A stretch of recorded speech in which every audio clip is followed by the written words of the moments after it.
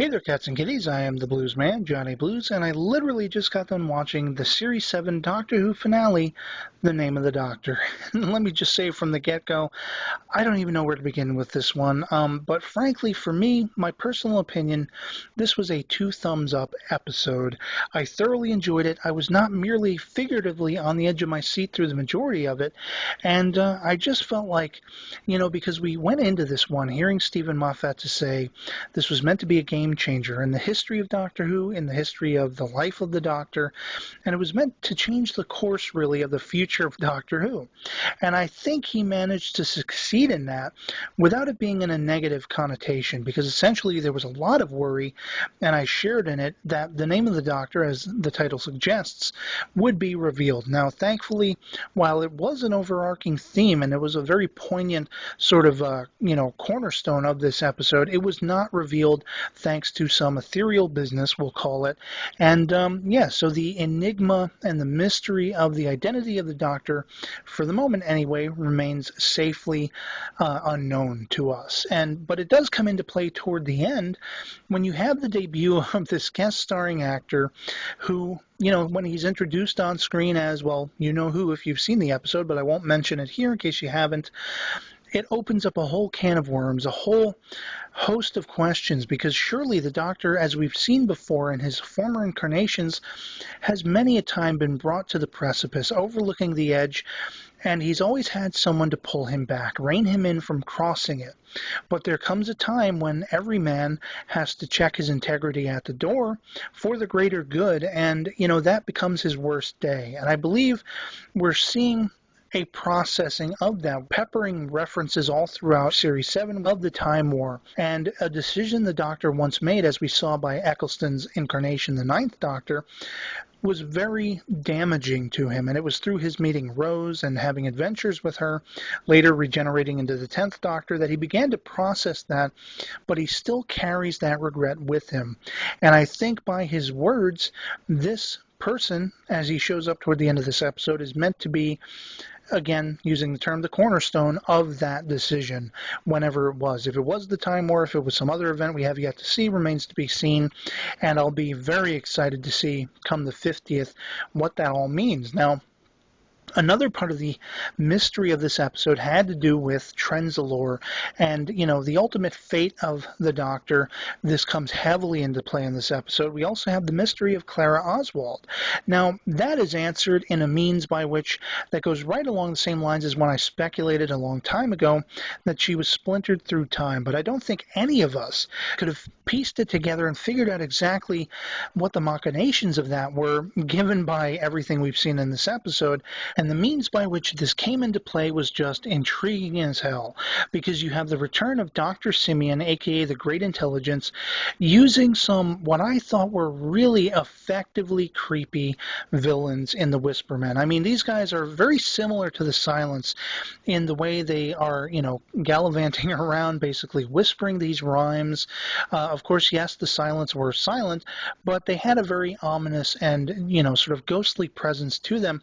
These guys, I felt, were much more effective along those lines, much more creepy, and, with their rhyming words and everything like that. The guy in the cell toward the beginning of this episode, give that guy brownie points, because he freaked me out as it is. But then when the actual Whispermen show up and they end up being a sort of, extension of the Great Intelligence, all this stuff, I was just really intrigued by that. But of course, it's all his doing that brings the Doctor to Trenzalore, where the fall of the 11th is meant to happen.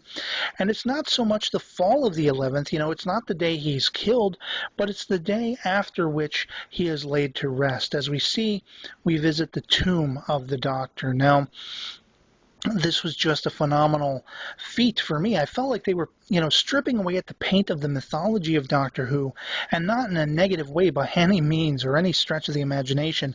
It's the first time since, when I was perusing a lot of the classic Who for the first time, and I was encountering episodes where we first saw the Time Lords, like the Meddling Monk, and the Time Lords at the end of the War Games, and the first incarnation of the Master cropping up. Every time we went to Gallifrey, all of those moments I felt like were, pinnacle moments for the history of the Doctor and of Doctor Who, the mythology of it. And I felt like this is the first time since mentions of the Time War, were encountered in Series 1 back in 2005, that I really felt that sort of level of mythology being assessed. Because when the Doctor goes to this place where he should never go, it's all because, basically you have his TARDIS, a future incarnation of the TARDIS, growing exponentially in size as it's dying and contains his energy.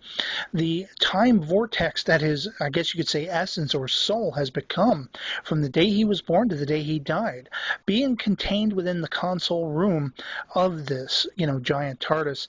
And that's probably my only gripe, if I take a brief aside. As a Whovian, you're basically seeing the same modern incarnation of the TARDIS console room, and I would have assumed that, in his future incarnations, he might have changed the desktop theme of the TARDIS console room a few times along the lines there, but minor gripe. But I mean, you essentially have these evil machinations of the great intelligence and the mystery of Clara and the mysteries of the Doctor all coinciding, coming to a head within this new TARDIS console room and this energy that is flowing. And it's the plan of the great intelligence to step into it and wipe out the Doctor from history, ruin his life, and overturn all of those lives saved and all of those horrors averted and all that stuff. And the ramifications, we see little small dewdrop examples of that in this episode as Jenny disappears from, existence, and Strax becomes evil before then he does. He's swallowed up by time. We see the Doctor brought down onto the floor. He does fall. It is the fall of the 11th now, quite literally. And then Clara, even though she's schooled by one of the guest actors in this episode, the very ghostly River Song, a post-library River Song, I might add, this is post her death. It's very intriguing, that in and of itself.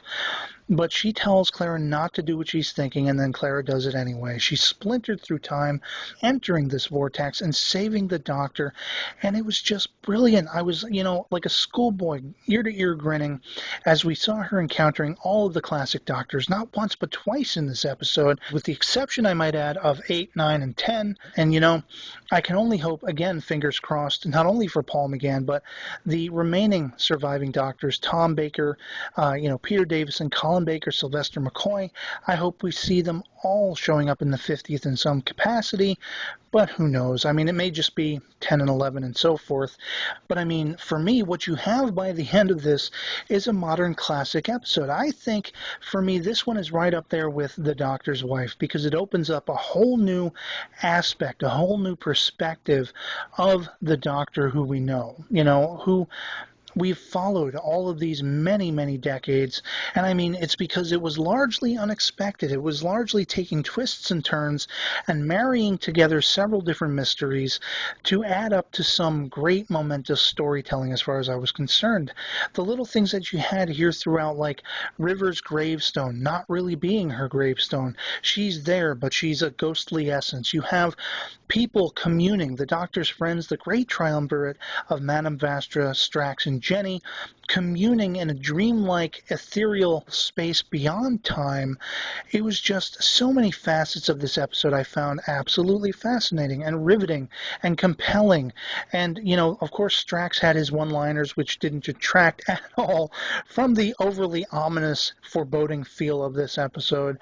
By the end of it, I just left awed and awestruck and dumbstruck and excited, and again on the edge of my seat to see what comes next. This is just a phenomenal episode as far as I'm concerned in modern Who lore, and I'd love to hear from you guys in the comments below, now that I've rambled on exponentially, what you guys thought of this episode. Is it a modern classic, or is it one that will go down infamously in the annals as a suckfest for you personally? And otherwise, that'll be it for me on this one. I hope you're all doing well, and I'll catch you later. Peace.